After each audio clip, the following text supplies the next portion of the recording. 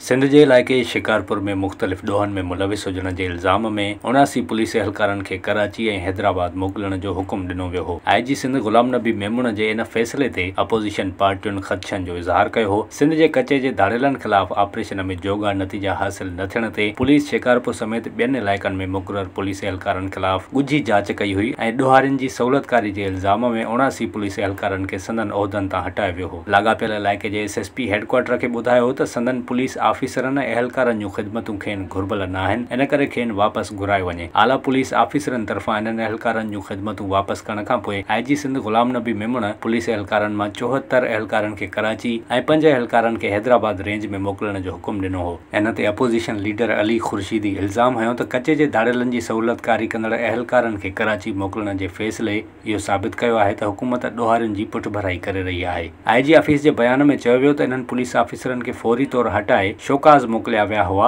जिन में खेनि मामले ते वज़ाहत जा हुकुम ॾिना विया। इन्हीअ मामले ते अपोज़िशन लीडर IG ऐं सूबाई घरू वज़ीर सां मुलाक़ात बि कई हुई। IG सिंध मूजिबि कराची मुंतक़िल कयल पुलिस एहलकारनि खे कार्रवाई तहत कराची मोकिलियो वियो आहे। खेनि कराची में किथे मुक़ररु नाहे कयो वियो, जॾहिं त खेनि मौक़ियो ॾिनो वियो आहे त हू पाण ते लॻल इल्ज़ामनि ते मौक़ुफ़ पेश कनि। ॿ ॾींहं अॻु कराची में CTD जे 4 एहलकारनि खे शहरियुनि खे भुंग लाइ अगवा करण जे इल्ज़ाम तहत नौकरियुनि मां बरतरफ़ कयो वियो हो। इन खां अॻु औरंगी टाउन में हिकु वापारी जे घर में धाड़े जे इल्ज़ाम में हिकु DSP समेत ॿियनि पुलिस एहलकारनि खे मुअत्तिल कयो वियो हो। यादि रहे त जैकबाबाद में हथियारनि सां भरियल हिकु गाॾी पिणु हथाई हुई, जंहिं ते मुक़ामी चूंडियल नुमाइंदे जा बैनर लॻल हुआ। इल्ज़ाम हेठि अचण खां पोइ बाबुल भयो इस्तीफ़ा ॾेई छॾी, पर मामले जी जांच लाइ कमेटी कमु करे रही आहे।